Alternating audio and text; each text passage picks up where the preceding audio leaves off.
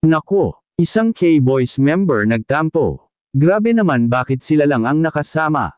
Magandang araw at isang mapagpalang araw po sa inyong lahat mga kalingap. Sana'y hindi nyo po makalimutan na mag-like sa video na ito. At paunawa, tapusin muna ang kabuuhan ng video na ito mga kalingap at para malaman ang nilalaman nito. At maraming salamat po mga kalingap sa pagpatuloy na pagsuporta.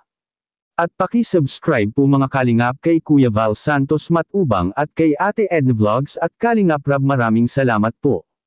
Hala, bakit sila lang ang nakasama? Sila lang ba ang mahalaga?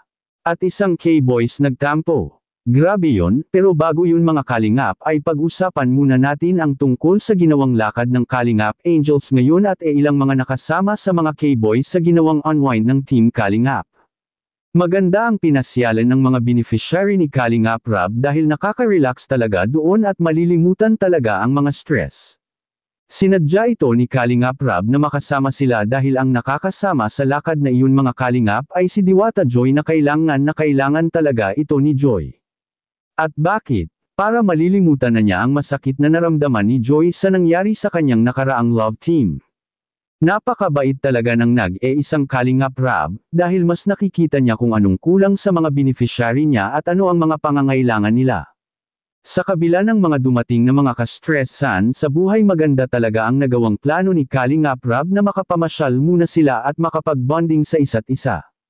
Malilimutan ang mga problema, ngunit wala nang mas sasaya pa kapag marami sana ang nakasama. Mas masaya mga kalingap kapag marami, walang hihigit pa sa saya na iyon. Kaya ito ang naging katanungan ng karamihan, bakit anya sila lang ang nakasama at hindi naging kumpleto ang mga Kalingap Angels. Which is si VNC nga ay hindi nakasama, dahil sa may pasok rin si VNC mga kalingap at hindi pwede na ipagpauliban ni VNC ang kanyang pag-aaral.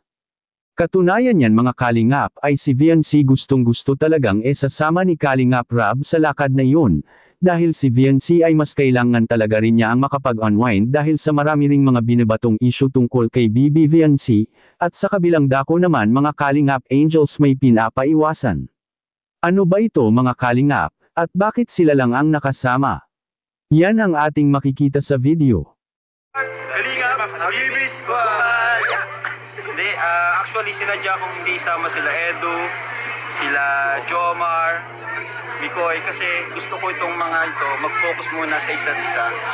Kumbaga, kasi pag may mga ka-love team minsan, napapansin ng mga viewers, bakit ganyan? Minsan may issue pa pag may mga kasama tayo, di ba? Di ba? Di ba? Oo. Diba? So, si Jumbo. Hindi, yun nga po, naisip ko na wag na muna isama ibang ka-love team kasi pag may mga ka-love team minsan, napapansin ng viewers yung bakit ganito, di nagpansinan, bakit magkatabi si bla bla bla, di ba, mga ganon, parang nawawala na yung enjoyment. Kaya sa ngayon, kami muna. Andito na muna si Beshi. Tayo muna. Para focus muna. So, dahil dyan, ma-swimming na tayo! O Dara? Iniiwasan pala ni Kalingap Rab mga kalingap para sa mga Kalingap Angels na nakasama sa lakad nila ang hindi ito madistract. Which is napakagandang plano po ni Kalingap Rab para masaya talaga ang bonding nila nang walang inaalala na ka-love team. At naiiwasan rin mga kalingap ang mga hindi magandang komento at tampuhan. Marahil may magtatampo kasi mga kalingap kapag nakikita nila na ang mga love team ay hindi nagsama-sama sa lakad na iyon. Kaya maganda ang naiisip ni Kalingap Rab at nag-e-enjoy talaga ang mga Kalingap Angels. At sa susunod naman na lakad ay yung mga hindi naman nakakasama sa lakad na iyon ang isasama na naman ni Kalingap Rab.